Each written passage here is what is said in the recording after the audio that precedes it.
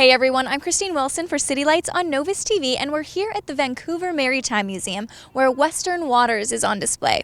It's a show that explores the individual stories of our very own Royal Canadian Navy. Let's go on in and chat with the curator about their latest exhibit.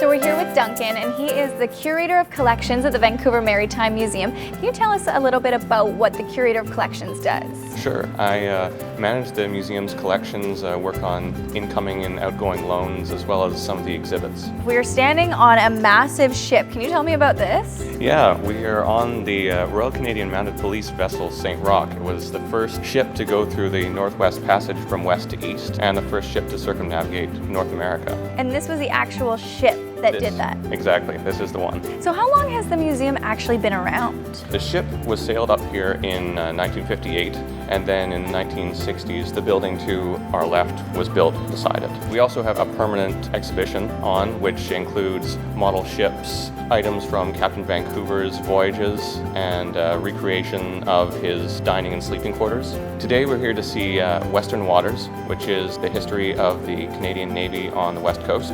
Why don't we go take a peek? All right.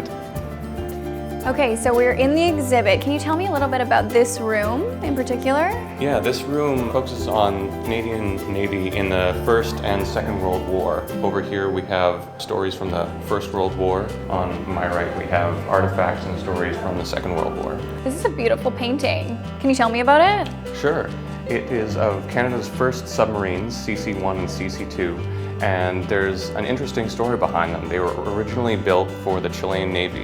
In 1914, the west coast of Canada was largely unguarded. Premier Richard McBride decided to purchase these out from underneath the Chilean Navy. So he sent someone down to barter a deal and actually paid $1.1 million at the time, which was double the Canadian Navy's budget. Oh my gosh. He had no authorization to do this. So they had to be sailed out of Seattle under cover of darkness up to an island just off the coast. Okay, so what's going on in this room? This room is dedicated to three local Vancouver boys, Douglas Maitland, Cornelius Burke, and Thomas Ladner. And they were all friends and joined in the Canadian Navy when the war started in 1939. They were really successful in piloting motor gunboats in the Mediterranean, and because of their friendship and their success, they were named the Three Musketeers. No, you're kidding. And we have all of their medals that were loaned to us from the Vancouver Naval Museum that's located on HMCS Discovery on Dead Man's Island, just off of Stanley Park. All right, let's keep going. All right. So this next room has stories from the Korean War. And one of my favorites is a man named the Great Imposter. Ferdinand Waldo Demera impersonated a number of different people throughout his life, but one of his most famous exploits was when he impersonated a trauma surgeon on HMCS Cayuga in the Korean War. Oh my gosh. He actually operated on 16 different patients, and they all survived. What? How? It was said that he could speed read and memorize textbooks, and that's how he learned how to do these surgeries. That is crazy.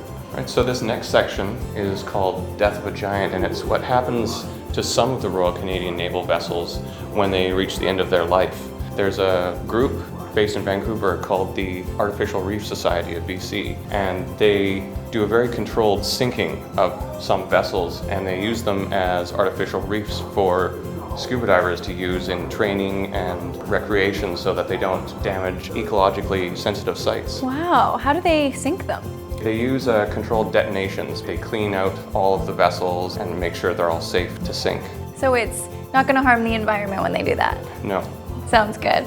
Here we have images from the modern Navy, as well as information about what the Navy does today, such as operations to prepare for attacks or natural disaster relief. That's great. It seems like you guys have such a range of things here at the museum. Yeah, we do everything from things for kids to enthusiasts about model building. There's something for everyone. That's great. Well, I had a great time. Thank you so much for showing me. You're welcome. If you'd like to come and see Western Waters for yourself, it'll be here at the Maritime Museum until April. For City Lights on Novus TV, I'm Kristine Wilson.